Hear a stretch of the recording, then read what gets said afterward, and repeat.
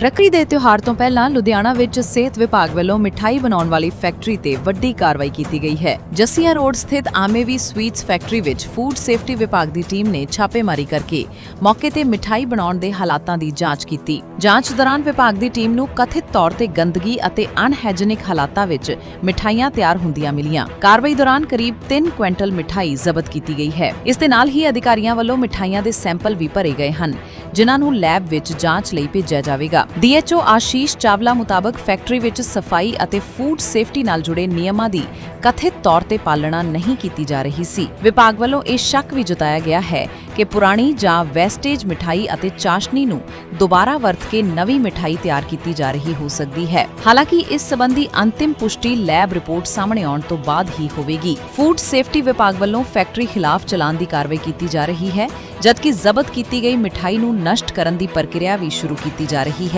ਫਿਲਹਾਲ ਇਸ ਪੂਰੇ ਮਾਮਲੇ ਵਿੱਚ ਸਾਰਿਆਂ ਦੀਆਂ ਨਜ਼ਰਾਂ ਲੈਬ ਰਿਪੋਰਟ ਤੇ ਟਿਕੀਆਂ ਹੋਈਆਂ ਹਨ। ਰਿਪੋਰਟ ਤੋਂ ਹੀ ਸਪਸ਼ਟ ਹੋਵੇਗਾ ਕਿ ਜ਼ਬਤ ਕੀਤੀ ਗਈ ਮਿਠਾਈ ਖਾਣ ਯੋਗ ਸੀ ਜਾਂ ਨਹੀਂ ਅਤੇ ਫੈਕਟਰੀ ਵਿੱਚ ਫੂਡ ਸੇਫਟੀ ਨਿਯਮਾਂ ਦੀ ਕਿੰਨੀ ਉਲੰਘਣਾ ਹੋਈ। ਰੱਖੜੀ ਦੇ ਤਿਉਹਾਰ ਤੋਂ ਠੀਕ ਪਹਿਲਾਂ ਹੋਈ ਇਸ ਕਾਰਵਾਈ ਨੇ ਮਿਠਾਈਆਂ ਦੀ ਗੁਣਵੱਤਾ ਅਤੇ ਸਫਾਈ ਨੂੰ ਲੈ ਕੇ ਇੱਕ ਵਾਰ ਫਿਰ ਸਵਾਲ ਖੜੇ ਕਰ ਦਿੱਤੇ ਹਨ।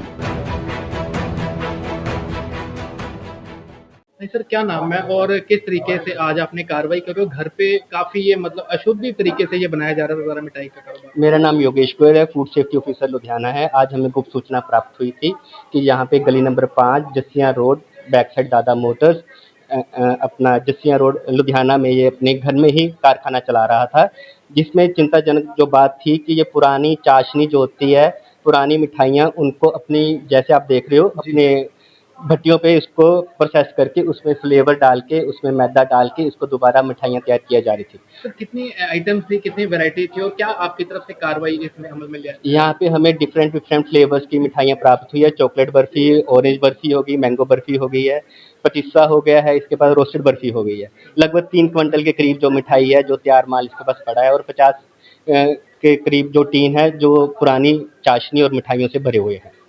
किस तरीके की जो कार्रवाई आपकी तरफ से की जा रही है, क्योंकि आपको गुप्त सूचना के आधार पर इसकी जानकारी मिली थी और लंबे समय से आपके संपर्क में भी था ये? जो इससे अभी पूछताछ में इसको पता चला कि आज से 10-12 साल पहले भी इस पे केस चल रहा था जिसमें इसको सजा हुई थी। उसके बाद फिर ये लुधियाना से चला गया था, अब भी ये जगह बदल के अपना कर रहा था। तभी अभी जब हमें तुरंत पता किया है कि पुराने डिफॉल्टर कौन है, उस हिसाब से इसको ट्रैप किया गया है। कहाँ का रहने वाला और कितने व्यक्ति जो इसमें इन्वॉल्व आपको दिख रहे हैं? ये इसका एक बेटा है और ये खुद है यहाँ पे जो कारखाना चला रहे दोनों हैं। का नाम? इसका नाम विनोद प्रसाद है। और बेटे का?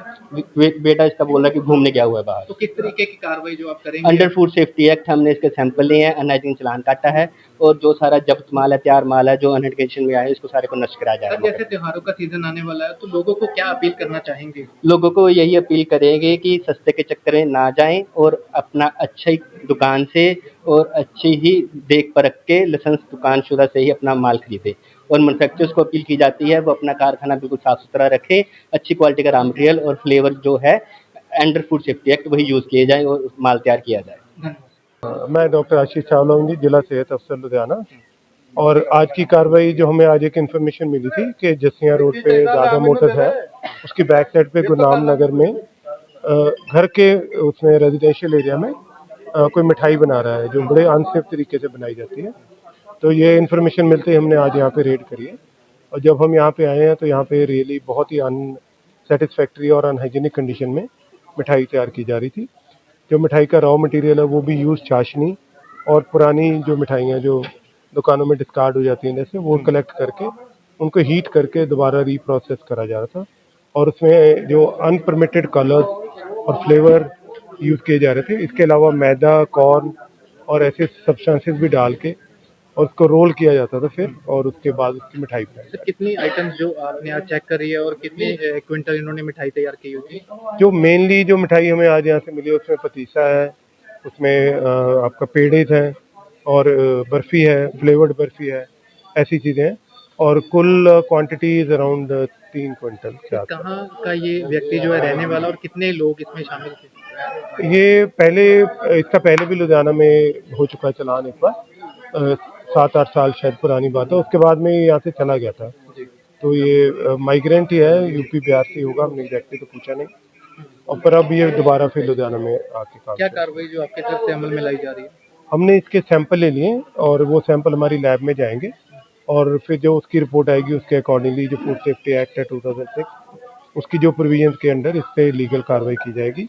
उसके अलावा हमने इसका अनहाइजीनिक का चालान काटा है और हमने म्यूनसिपल कॉर्पोरेशन को रिक्वेस्ट करी है एक गाड़ी भेजने के लिए ताकि हम इसका जो सामान है वो सारा डिस्कार्ड करवा दें। सर जैसे फेस्टिवल सीजन है उसके आधार पर आप लोगों से क्या अपील करना चाहेंगे, क्योंकि हर कोई अपने घर पे मिठाई लेके जाता है? जी बिल्कुल, हमारे सबसे जो बेस मैसेज तो यही है कि त्योहारों में मिठाइयाँ बांटनी चाहिए, बीमारियाँ नहीं बांटनी चाहिए।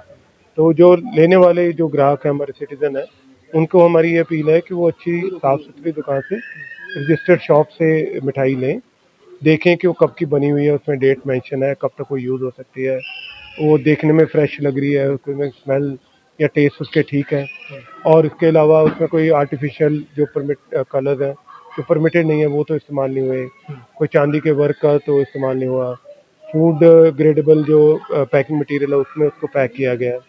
तो ये सारे देख के फिर तसल्ली करके फिर मिठाई खरीदें, ना कि सस्ते के चक्कर में कोई अनसेफ या अनहाइजीनिक। आगे भी इस तरीके की रेट्स आपकी तरफ से की जाएंगी? डेफिनेटली हाँ जी।